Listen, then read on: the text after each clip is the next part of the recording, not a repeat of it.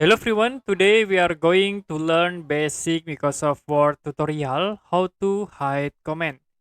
So as example, I will insert comment. You can sort like in this paragraph and then go to view review menu. The next you can click new comment. So to be add new comment in it, you can click.